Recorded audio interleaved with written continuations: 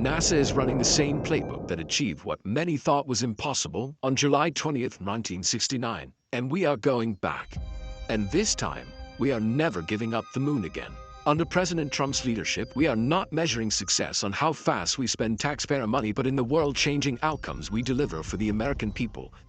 No longer will we tolerate programs attempting to make everyone happy, programs that are too big to fail but too costly to truly succeed. President Trump has outlined the priorities in the national space policy: return to the moon, build the base, usher in new science and discovery, get underway on nuclear power in space, and prepare for where we go next.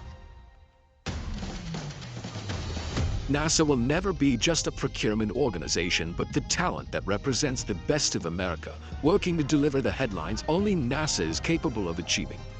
Over time, more than 75% of NASA's workforce became outsourced.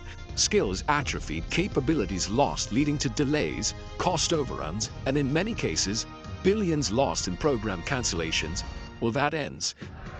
Apollo showed the model for success, and we are rebuilding core competencies. We're working alongside OPM, NASA Force, and converting thousands of roles across multiple centers in engineering, operations, and other critical fields. We're bringing expertise back where it belongs, at the greatest space agency the world has ever known.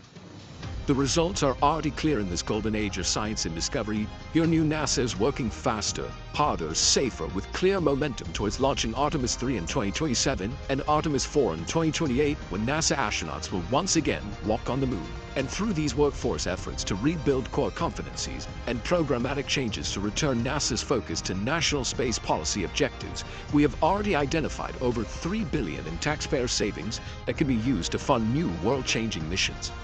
NASA was never meant to be a caretaker of history, but to make history, and we are just getting started.